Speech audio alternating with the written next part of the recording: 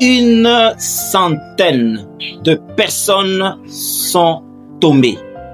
Une centaine de têtes sont tombées lors de l'intervention organisée par les États-Unis pour mettre la main sur Nicolás Maduro. Plus de 100 personnes sont mortes. Malheureusement, on n'en parle presque pas. On dirait que c'était des poules qui sont mortes et non pas des individus, des responsables de famille. Là, il n'y a pas de droit, là, il n'y a pas de justice. Le plus important, c'était mettre la main sur une personne. On l'a fait. Mais qui mentionne ces individus morts? Quand nous vous disons que les médias sont contrôlés, vous ne comprenez pas. C'est eux qui choisissent les sujets. Entre 200 personnes, 300 personnes qui meurent et une personne qui est arrêtée, on préfère mentionner seulement une seule personne qui est arrêtée, comme si les autres n'étaient pas des individus. C'est triste. Mais ça devait nous effrayer parce que ce n'est pas une première, mais cette fois-ci, ça paraît vraiment spectaculaire. On va mettre la main sur un chef d'État sans réfléchir d'avance sur les conséquences par rapport à son pays. Cela n'est pas notre problème. Tout ce qui nous intéresse, c'est qu'il y a des gisements. On doit exploiter. Comme preuve, pendant que nous parlons, les comptes en termes de ventes sont gérés par les États-Unis. On ne pense même pas aux Vénézuéliens pendant que nous parlons. On est en train de plonger le pays dans le chaos. Mais ce qui est grave, ce n'est pas en Afrique, c'est en Amérique du Sud.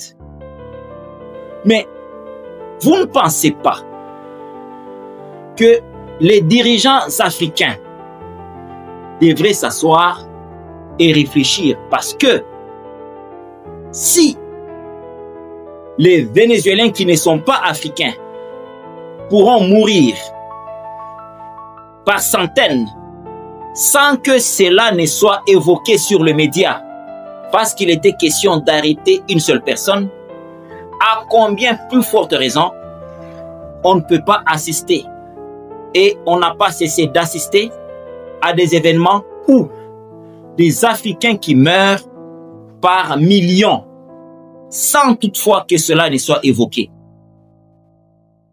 Nous sommes en danger. Cela devait nous interpeller au lieu de dire que non, ils sont forts, c'est pourquoi ils ont mis la main sur. Est-ce que ici, chez nous, en Afrique, sommes-nous vraiment forts? Est-ce que sur le plan militaire, sommes-nous à mesure de fabriquer nos propres armes? Si déjà, fabriquer la poudre noire que nous retrouvons dans les munitions, nous ne sommes pas capables de le faire, pensez-vous que nous pouvons vraiment tenir en cas d'une attaque? Ça peut toujours se produire encore. Ça s'était déjà produit, ça pourra encore revenir. Sur le plan économique, là, n'en parlons pas. Nous sommes gérés par la Banque mondiale et d'autres organisations. Ils pourront se décider quand est-ce que nous pouvons être libres, quand est-ce que nous pouvons être relaxés. C'est eux qui se décident par rapport à ça. Sur le plan intellectuel, ils se sont arrangés de documenter nos connaissances. Et le danger, c'est que nous avons des cerveaux aujourd'hui qui sont colonisés. C'est eux qui impriment les livres, c'est eux qui se décident sur les notions à mettre que nous devons étudier, et les véritables connaissances, on les enterre. C'est triste. Ne parlons pas des médias parce que les médias, comme nous sommes en train de l'évoquer, c'est eux qui contrôlent. Ils choisissent les informations à véhiculer. Les sujets sensibles sont enterrés. Ils contrôlent la télécommunication. Ils contrôlent l'Internet. Imaginez qu'une telle attaque devrait se produire chez nous en Afrique.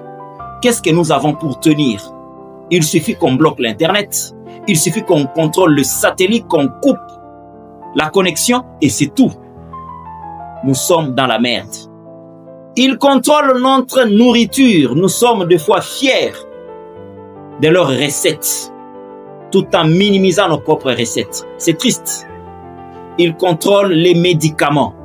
Rappelez-vous de ce qui s'était passé en 2020, quand Andy avait évoqué qu'on puisse valoriser la COVID organique, un produit efficace qui traitait et qui guérissait la COVID-19. Qu'est-ce qu'on n'a pas entendu? Non, ce n'est pas un produit homologué. On a tendance à minimiser ce qui est africain. On doit dépendre de l'extérieur à 100%. On dira maintenant on doit éliminer les dictateurs. Éliminer les dictateurs. Mais qui est celui qui a osé toucher la Corée du Nord? Oui, j'aime ce que Ibrahim Traoré disait dernièrement, qu'il n'y a que deux choses dans la vie. Soit vous êtes fort et vous existez, soit vous refusez de devenir fort et vous restez faible pour disparaître. Ça, c'est un signal tellement très fort sur le plan géopolitique par rapport au Venezuela, parce que cela risque de se reproduire encore et encore. On prend un président d'une nation et directement on commence à contrôler ses ressources, ses richesses, on les contrôle directement. Voyez-vous, nous devions nous réveiller. Quand nous disons que nous avons des produits naturels, il fallait réfléchir. Comment les valoriser? Les gens disent, bon, ce n'est pas homologué, c'est africain, c'est vétuste, c'est nul. Mais voyez maintenant là où nous sommes en train de partir. Il est grand temps que les Africains se lèvent et qu'ils prennent leur destin en main. Au cas contraire, nous allons tous disparaître. Parce qu'aujourd'hui, les grandes puissances agissent avec panache, sans honte, sans crainte, au vu et au su de tout le monde. C'est triste comme réalité, mais on en peut.